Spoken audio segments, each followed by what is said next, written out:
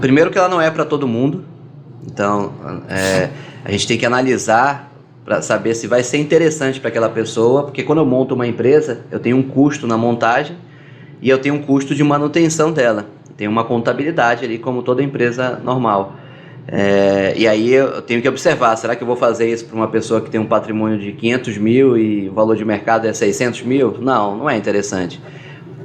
Vai ser interessante a partir de que valor? Isso vai depender muito de uma análise pontual, mas em regra a gente faz um comparativo do que seria a mordida lá do inventário, principalmente o ITCMD, que é o imposto estadual, e aí a gente vai fazer esse comparativo com a doação via cotas dessa empresa. Teria um ponto de corte, falar assim, Paulo, a partir de 1,5 milhão de patrimônio já seria viável já analisar a questão da holding familiar. Ou não, fala assim, não existe uma expectativa para isso. Pela minha experiência, que já estou aí há uma década trabalhando nesse sistema, eu vejo assim, vai depender muito do caso real mesmo. Então teve gente que já teve patrimônio de 3 milhões de reais e achou interessante fazer esse sistema, assim como teve gente que com patrimônio menor também fez sentido. Mas eu acho que o ponto aí de corte, ele está muito no interesse da pessoa em organizar isso em vida. Então, por exemplo, se eu pegar uma família que tem um imóvel de 1 milhão de reais e está vendo que os filhos já vão se matar para adquirir aquele imóvel, e ele tem de repente uma estratégia para beneficiar um percentual maior, que a gente chama da parte disponível, para um filho em prol de outros, ele pode estabelecer essa holding como esse mecanismo, mesmo que a vantagem tributária não seja tão significativa. Mas ela não é tão significativa em alguns pontos. Você está querendo me dizer, então, que a holding familiar pode ser uma maneira de você, entre aspas, eu vou usar uma palavra um pouco pesada, fraudar o sistema de herança? Eu acho até que na realidade não é isso. Na realidade é uma forma dele organizar isso. Não, é porque o que acontece? Quando ele diz que se você tem um interesse em repassar um valor, uma cota maior... Mas porque o que acontece? Ele tem disponível 50% do que é dele, né, do patrimônio dele, vamos dizer, ele é casado, separação total de bens, como geralmente as pessoas que antes de, não sei qual foi a data mais ou menos, que de um determinado ano para trás, a regra geral era separação total. 77, isso. E aí o que acontece? Geralmente essas pessoas vão lá e olha, eu quero fazer aqui a minha sucessão, planejamento sucessório.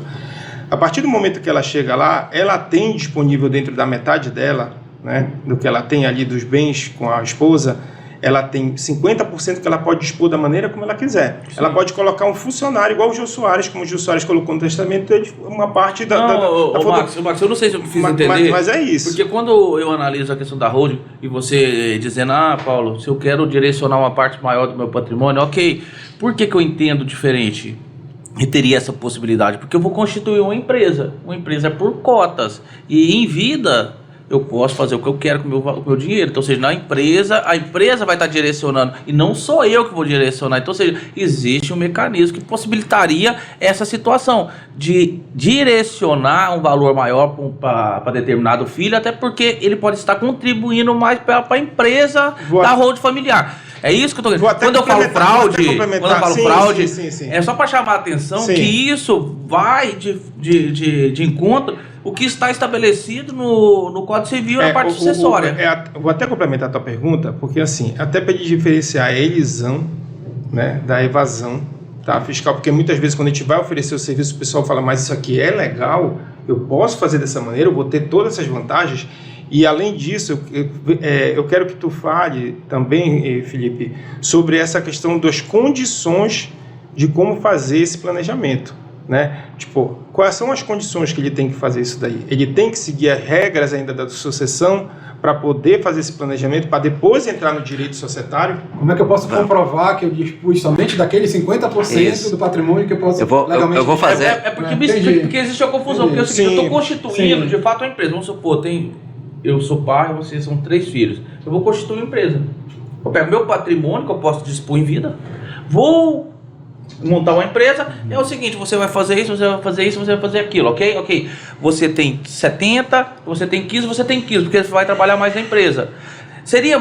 Porque a roupagem empresarial permite que você faça essa distinção, porque uma pessoa vai dar mais rentabilidade que o outro. É natural isso. Então, quando você faz essa roupagem, querendo ou não, você está direcionando o patrimônio, desvinculando da questão do Código Civil e parte sucessória, entendeu? Vamos fazer um passo a passo aqui para deixar claro isso aqui, né? Porque